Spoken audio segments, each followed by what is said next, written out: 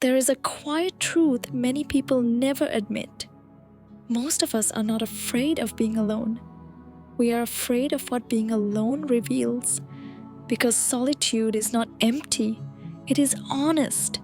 It shows you the parts of yourself you can't hide behind connection, attention, or the comfort of someone else's presence.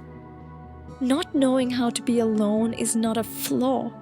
It is a sign that somewhere along the way, you learn to abandon yourself just to avoid feeling abandoned by others. So let's talk about the signs, the subtle and not so subtle ways life shows you that you are disconnected from your own company. One sign is moving from relationship to relationship without space to breathe. As soon as one ends, you find yourself inside another. It does not feel intentional, it feels like survival, like silence is too loud and the gap between partners is too painful to sit with. Another sign is confusing attention with affection. You crave messages, validation, the feeling of being chosen. Not because the connection is healthy, but because the reassurance makes you feel alive. You cling to the feeling of being wanted, even if the person is not right for you. You may also feel anxious when you are not talking to someone. You need constant communication to feel secure. Space feels unsafe. Silence feels like rejection. Your nervous system is always alert, waiting for something to go wrong.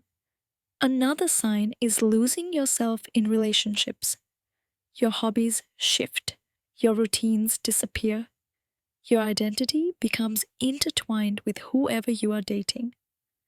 When you are alone, you feel disconnected from who you are without someone beside you. You might stay in relationships you know are unhealthy simply because the thought of being alone scares you more than the truth of the situation you are in. You tolerate incompatibility. You excuse red flags. You hold on longer than you should. Not because it is love, but because it feels safer than the silence. You may also idealize potential instead of facing reality.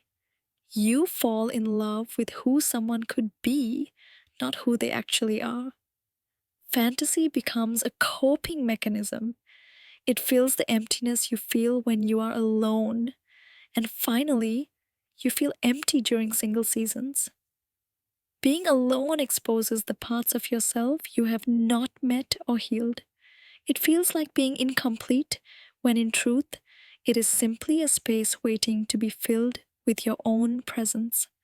So why do we struggle to be alone in the first place? For many, it starts with early attachment wounds.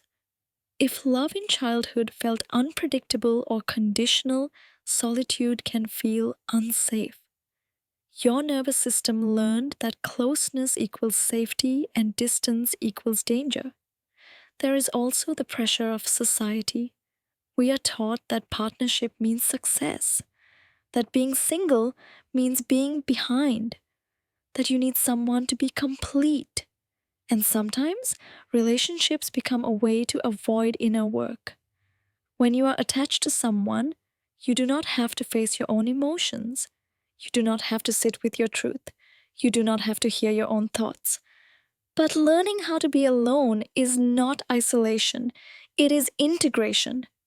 It is returning to yourself after years of running from your own reflection. You start by creating small pockets of silence. Moments where you let yourself feel whatever rises. You reconnect with activities and passions that belong to you and only you. You practice grounding, breathing, and emotional honesty.